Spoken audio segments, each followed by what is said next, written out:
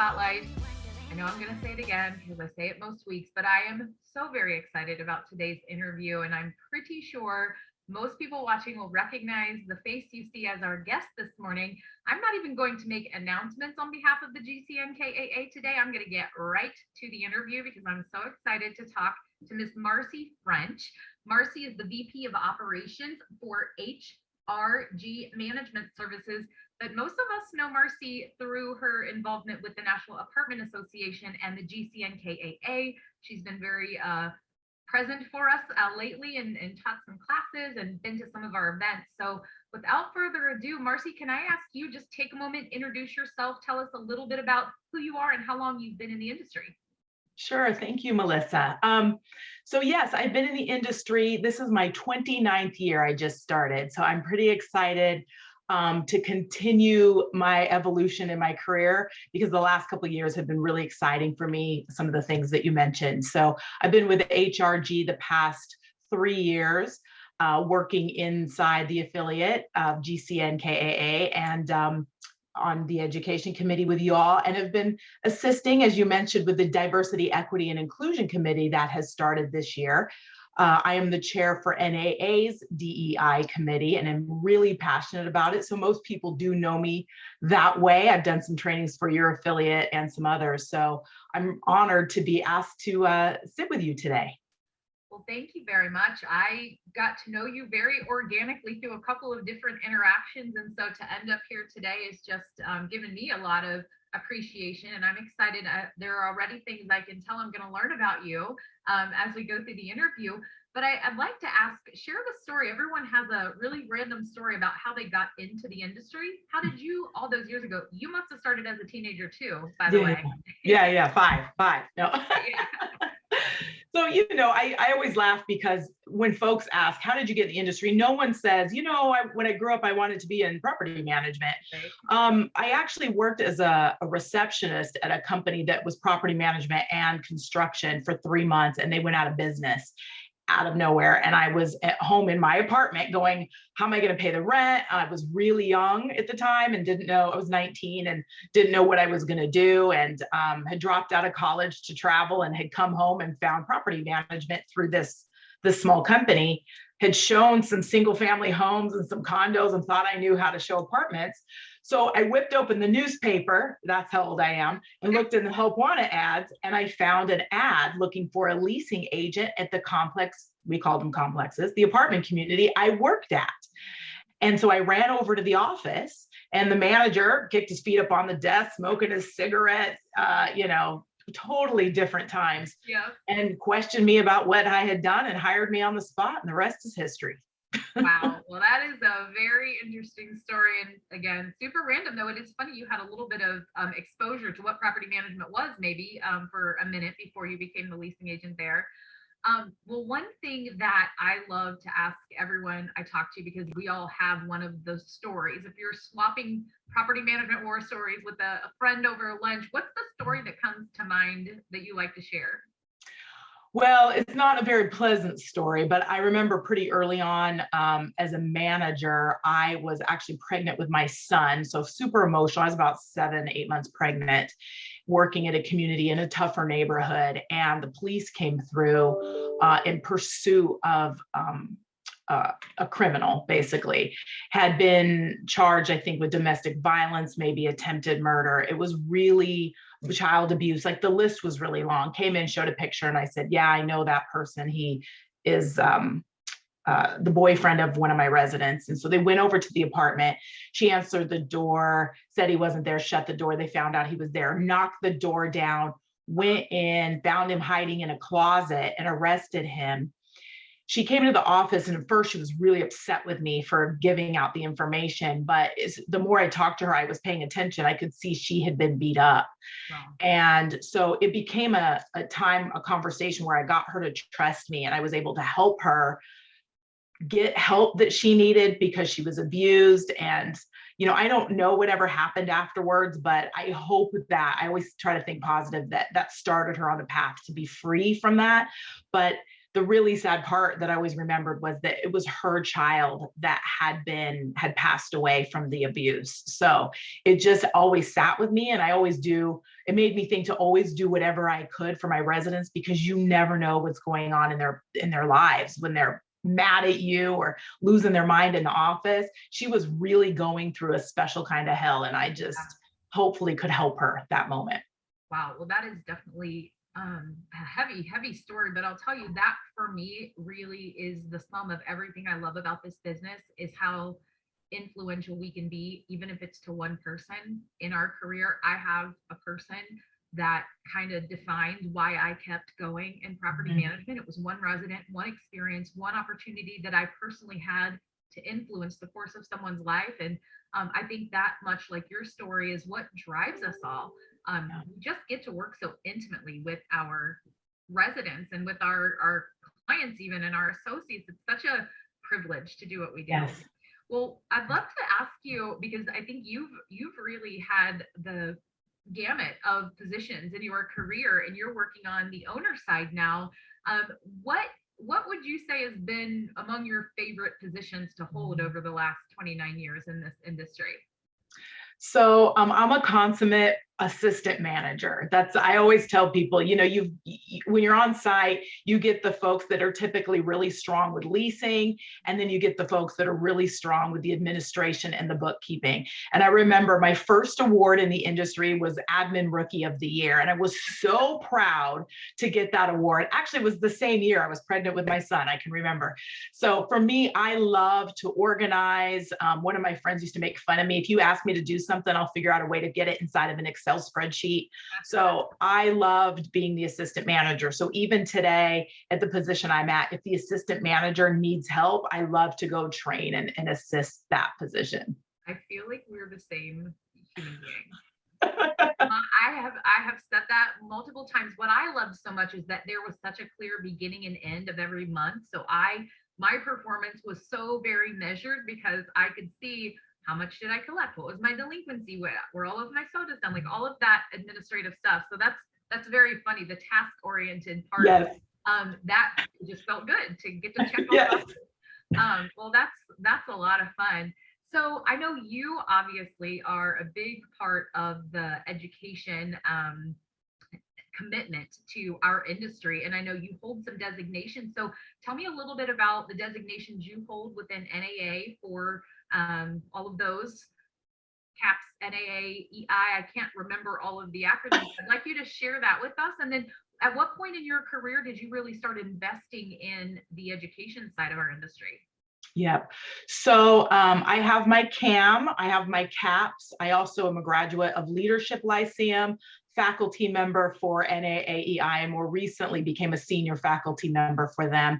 I am on a couple of the committees for NAAEI, as well as the diversity, equity, inclusion. So yes, I am all about the education. For me, it started at some point as a manager. I worked for a company that for about 9.5 years, and I realized I wanted to go to the next level, and I hadn't gotten my degree, and I wasn't really feeling like I wanted to go back to college, but I wanted to do more to further my career. So I learned about the CAM, the Certified Apartment Manager, and I went through that, and it sparked in me such a desire to learn everything I could about the industry, but also that I love training. I wanted to give that back. So when I took my CAPS designation a few years later, I also started working with my then local affiliate, the Apartment Association of Metro Denver, as a teacher for the CAM. I also taught what was NALP and now CALP for them as well. And I got exposed to the NAA side of things because they came to watch me teach. They had rolled out a new NALP and needed one teacher to teach the whole thing to see how the material flowed. They had rewritten it that year. So the VP of NAAEI came from DC along with Sue Weston to watch me teach. I didn't really know who they were. Otherwise, I probably would have fell over of intimidation because, they're high up. And they asked me, Maureen specifically asked me if I'd like to get involved at the national level. Worked with my local affiliate and created a scholarship for me to attend Leadership Lyceum. And from there, I started serving on the committee, the education committees. So everything I do and touch is about education. I'm on GCNKAA's education committee and also served on Denver's education committee. So I'm all about education for our industry. Wow. Well, thank you on behalf of GCNKAA and all you're doing for us locally. And thank you for any of us who are in the industry reaping the benefits of your passion for not only education about our industry, but specifically for me, DE&I. I get to serve under you on our DE&I committee at the national level, and I've never been on a committee at the national level, so I think I feel exceptionally privileged to have the opportunity to participate in that committee. So it's been very interesting to just see the people come together from across the country, across different levels of management and experience and age, and just the true meaning of diversity and inclusion. And I've learned so much, and I feel like I haven't contributed enough yet. So I'm very excited that the GCNKAA, my very good friend Todd Hignite, Yes. and you are heading that up. And I know there are so many people locally that are passionate about it as well. So thank you for that. And I'm excited to see where it goes, both at our local level and national level, because I think we have just touched the tip of the iceberg. Yeah. Well, and just for clarification, Melissa, Todd and Nicole are the ones heading up. I'm just supporting. So when they need anything or have questions, I want to give credit where credit's due. I help whenever they ask. Well, I definitely appreciate that. I do not want to take away anything from the efforts here because it's much appreciated. And I think high time for us to start. I think it's a task force that will turn into a committee. So very appreciative of everyone's participation. We're excited. For sure. All right. Well, one more question for you on the personal side or the professional side of things, then before we shift gears to the personal side of things. But I like to ask everyone that certainly has been in the industry for any length of time, but what kind of advice would you offer up to people who might be considering getting into this field or continuing their career? One of the things, as I mentioned earlier, that I appreciate about the career is that I am a person who was able to navigate a great career, be successful, doing what I love, and I don't have a college degree. And while I know there's a lot of pressure for folks to get bachelor's and master's and different degrees, I think the trade schools and being able to work in an industry like ours, where you can take a skill and skills and apply them and grow and be able to support yourself is important. Both of my children, my oldest is in college currently, and my youngest is a junior in high school, going to be a senior next year, and navigating getting into college and deciding what he wants to be when he grows up. And the debt that comes with that is so astronomical that I find this to be such an amazing opportunity or even alternative if college isn't your path. Right. And it's a great career. And we talked about it earlier. There's so many opportunities to touch on people's lives and the humanity of this industry. You get to have so many different skills, whether it be sales, you can work in the trades, electrical, plumbing, accounting. There's just so many different things you learn. And I think when I look back at what I've learned in this career, how well-rounded it's made me as a person, and even applying what I've learned professionally, personally. I mean, my budget personally is tight, and I teach my children how to budget their money because I learned that skill at work. So I love that. That is very sage advice, and I hope everyone pays attention to that. And I couldn't agree more. I think the opportunity that exists in this industry for really anyone who's willing to come and put in the work and take the time to learn all there is to learn and take advantage of the resources. It's literally limitless where any of us can go. It's exactly, we'll get what we put into it. So I love that. exactly. Thank you very much. I'm ready to shift gears and get to know you a little bit more on a personal level, if you're good with that. Absolutely. All right. You talked about your son and daughter, but tell me a little bit more about your family. So, the fun thing for those who have sat through a diversity, equity, inclusion training with me, I always give a little snippet of my life story, and I have 3 dads. So that's always the joke and always the fun part about my family. I like to share with people, but I do have 2 amazing, amazing children who teach me so much. I had a long conversation just yesterday with my daughter, and she was helping me. I'm preparing for a couple of trainings for DE&I work, and she was talking to me about pronouns and how that has impacted her life personally. So my children, my daughter is 24 years old. She is a Air Force reservist and in college still. She's kind of taken the slow route because she's also in the military. And then, as I said, my son will be a senior next year. He's 17. And both of my children identify as bisexual. So it's been one more element inside of my very diverse family.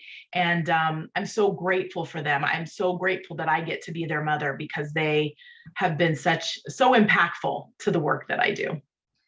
Well, I feel so honored to know a little bit about your family, and I've had a couple of offline conversations with you. But one thing that I think is also interesting, and I'm going to come back to it because you mentioned a little bit broader of your family.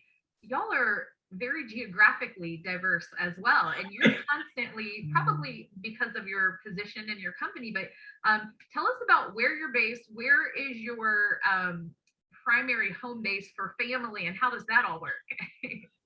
Yeah, I spent a lot of time on an airplane. I went to a high school reunion one year, and they asked if I was a flight attendant because I'm on the go so much. But I'm from Colorado originally, and that's where I grew up. I was born in Washington State, though, so I have a lot of family there.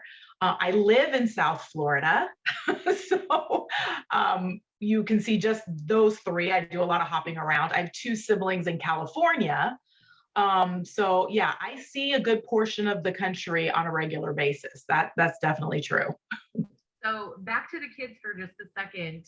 So my son, as you know, is a little bit younger. He's 10.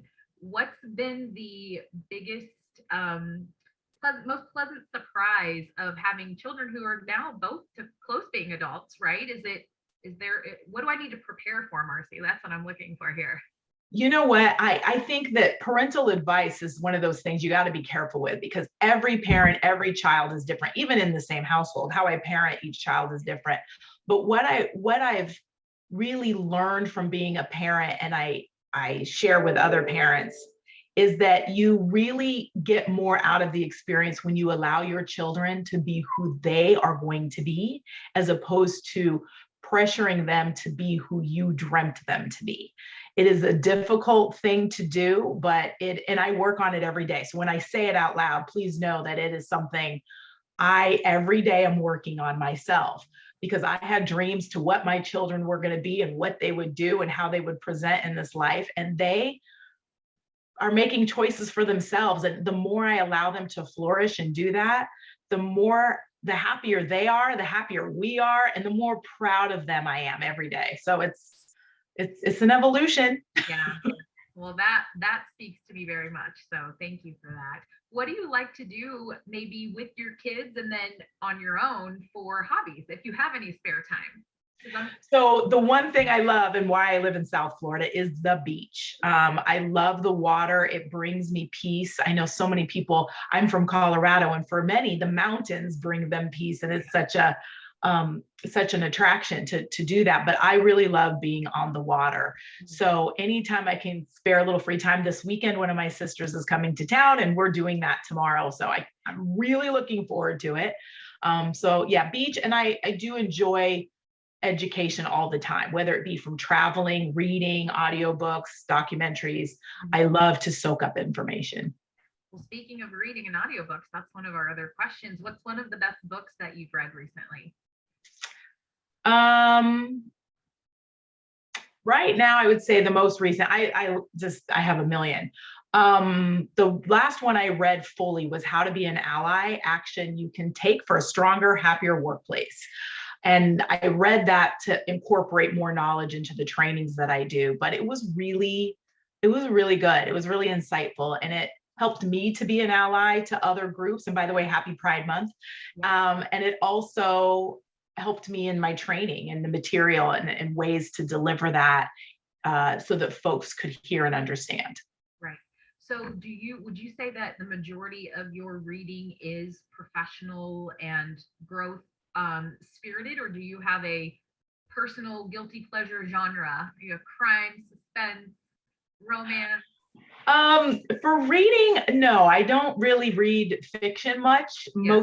Most of what I read is for the purpose of learning, but I do love a good forensic files, Law and Order, TV shows, crime shows are my guilty pleasure. I am a weirdo. I can fall asleep to the guy's voice from Forensic Files. I don't know what it is. He can talk about murder in a way that just lulls me right to sleep. There you go. Well, what about podcasts? Speaking of, all of that genre, I think really put podcasts on the map. But are you a podcast listener? And if so, what's a good one you would recommend? Yeah, I've got two that I listen to regularly. So Revisionist History by Malcolm Gladwell. He's amazing. And I love that because it gives you, there's just little snippets of history, and it's kind of like what you think you know, but didn't really know. It's like the real story. And then also I've participated myself in a women's podcast called Beyond Picket Fences. And it is geared more towards the women listeners, but they have stories all over the map, everything you could possibly think of. And I love it because it's real live women telling their story and their struggles and how they've overcome it. And I just appreciate that so much. Well, I'm making note of that one. I have not heard of that, but that sounds absolutely fabulous. And I read your answer, but I didn't really know what that meant, beyond the picket fence. So obviously now I get that, and knowing it's geared toward women. So that's wonderful. I'm going to add that. That might be one of my favorite things about this initiative too, with our interviews. The number of books, TV shows, podcasts, like all the recommendations that I have received over the years has really enriched my life. Let me tell you. Nice. Well, what kind of food are you seeking out if you're going out for a nice meal? Yeah, every time sushi. And, it's hard to find people who want to eat it with you because, now not everyone's a fan of raw fish, but my favorite for sure. I could eat it every day. Are you like one of those very adventurous sushi eaters, or do you have a favorite? So I'm only a little adventurous. The owner of my company likes to push me a little bit. So anytime we eat sushi, if we're together out to eat, he'll try to get me to try something. I can say most of the time I'm not a fan. So I live kind of in the middle. I will eat raw fish, but I'm not a fan of, say, like fish eggs. Right. Yeah. So I have tried very hard over the years, because especially in business, there are a lot of dinners and things like that. And I am as non-adventurous with eating as it comes. Like I just am not sophisticated. And so I had to figure out the California roll, at least if there's somewhere that I, excuse me, have to look like I'm, sophisticated, then that's going to get it. I'm one of those people, Marci. I don't know how that's a thing. Like I don't understand it. Maybe it's because I haven't tried the right thing, right? No, I think that's fair. My kids both started with California roll, as did I. I would say salmon is always the first. It's not as fishy of a taste. So if you want to step out a little bit, I always recommend start with salmon. Yeah, I'll tell you, I aspire to, because my Kelly Turner, who is the vice president in my region as well, she loves sushi, and I feel so bad. I'm like, I will never know that love with you. If we go to enjoy something, I'm going to be the oddball. But Melissa's second on my list is Mexican food, and I think we're good there. We are. Every single time I will take Mexican food. So, well, I wanted to ask you this question because I wanted to hear your thoughts on the series finale. But what's your favorite TV show? Oh, I haven't watched the series finale yet. Okay. This Is Us. Yeah. So here's my thing about This Is Us. It has been so therapeutic for me, that show. I definitely identify with the character Randall. That is me and my family. My dad is Jack in every way. I have a sister who is Kevin. Like, we are that family so much. But I watch it in chunks because I'm not a crier. But that show will make me ugly cry, and I need to be by myself, alone in a hotel room or something. So I saved the last season and a half Yeah. And even though I kind of know what's going on because I've seen it, Yeah. I'm going to just, on one of my work trips, I'm going to just be by myself and binge watch the rest of the series. So I'll let you know how I do, but I'm assuming I'll be investing in some Kleenex. Yeah, well, I'm with you. I started watching it. I watched the first 2 seasons in real time, and it was so emotional. And I identify with Kate for sure. But I mean, so many triggers. Like, and it's just such a real, authentic show, and it like gives me all the feels. So I'm with you. And I follow all the characters on social media too. And Sterling Brown is probably one of my favorite like social media accounts to follow. But yeah, I'm gonna have to like maybe take some time off so that I don't have to be anywhere the days after that, because it will be like it's gonna be one of those swollen eyes. And and I've heard a lot of people say that, take the next day off. Gosh. Well, yeah, I'm with you. I'm gonna probably find a weekend over the summer to do that. Well, given your geographic reach and how many places you've lived and traveled, how did you decide on your favorite sports team? First, who is your favorite sports team, and then how did that come to be? So the Denver Broncos is my team. And, growing up in Colorado, I grew up in a household. We watched the Broncos every week. And, as I got older, I actually, fun fact, was able to perform for a couple of halftime shows for the Broncos too, because I was a cheerleader in high school. So we had some camps and stuff where we got to participate. But always been a Bronco fan, always been a pretty big football fan.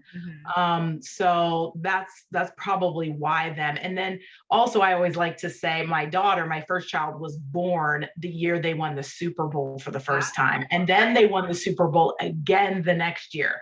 So I always say, you brought them luck. There you go.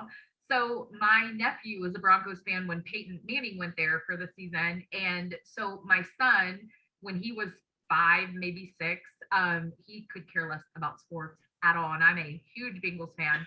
And the Broncos are fine. I don't really have any affiliation or anything until Peyton went there. So my son decides he gets to pick an experience every year for a gift that he wanted to go see the Broncos play. So we went to Denver, spent a long weekend, took him to what's the little amusement park that's downtown? Elitch's. Yes, we went to Elitch. What is it? Elitch's. Elitch's, yes. So we went there. We went to a Bengals Broncos game. I had no idea the horse came out. The Bronco came out he had the time of his life. Actually, I have a really funny video that I posted, and it kind of went viral for it got a couple thousand views and stuff. Wow. With this big foam finger saying, "Go Broncos, boo Bengals." It was very cute. I love that. And the cool thing about watching the Broncos live in Denver, it's Mile High Stadium. There is no bad seat. You can sit all the way in the nosebleed section and you can see everything. Yes. And it's got the most amazing view of the mountains. And definitely drink your water and breathe carefully if you're from sea level. But yes, it's amazing experience. Speaking of, do you ever have any physical issues with going place to place? How do you manage that? Now I do. So I've never had allergies growing up. As soon as I moved to Florida, now when I go back to Colorado, it's like Colorado's upset with me that I left. And so it reminds me.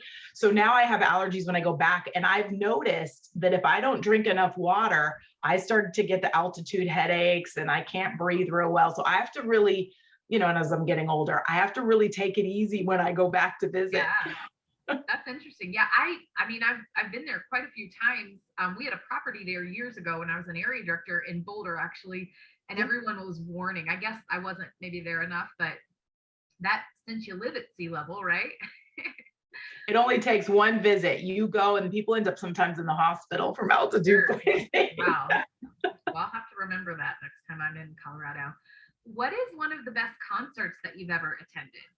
Oh, that's easy too. Back in Colorado again, Red Rocks, which is known for its concerts. I saw the Eagles there when I was 18. It was what was the concert?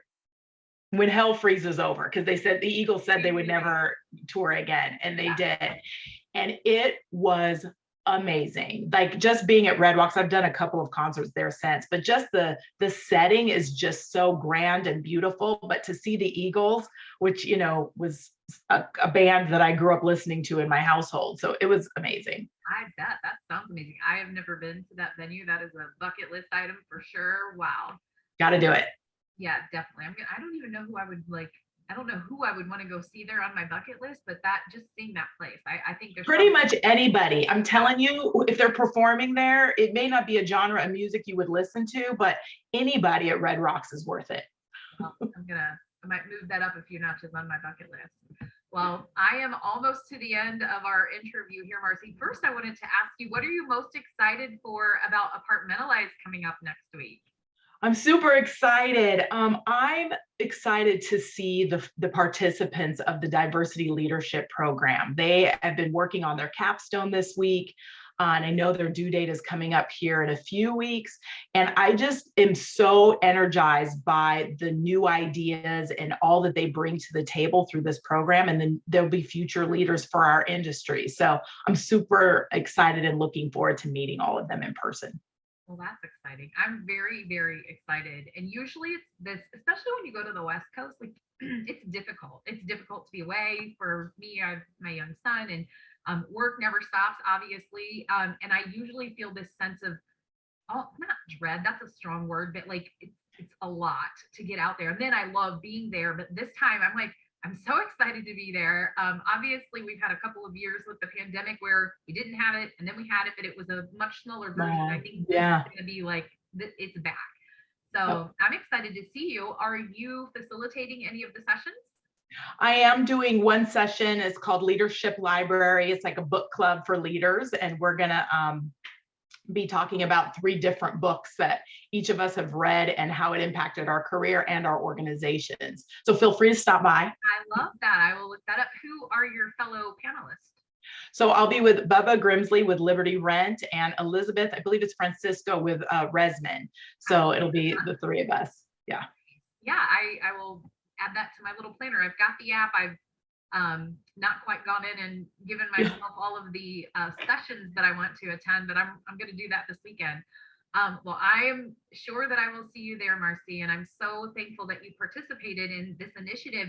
The last question that I like to end with for everyone is, how do you think the folks who have worked with you over your career would describe you as a leader? So, I think about this, and I think they would say I was authentic. And I know that's a really good buzzword right now. People are using it a lot. I use it a lot in the trainings, but I try my very best to bring who I really am to everything that I do. It's taken me, it's been a journey to get to that space, but I feel like the people who have either worked with me or for me as a direct report would say that I bring who I really am to every day, and I try to impress them to do the same. Well, let me just say, as someone who is relatively new in this knowing Marci French thing, seeing you before I ever spoke to you, meeting you and having a professional conversation, and then having a more personal kind of dinner, and then spending time at a business table, and now doing an interview like this, you brought the exact version of yourself, which has to be the only version of yourself, to every single one of those interactions. So I can't speak for everyone, but I can tell you that is absolutely what I would say about you thus far. And authenticity is among my favorite words in life. And I appreciate that you do that, because it makes the rest of us feel comfortable to do the same.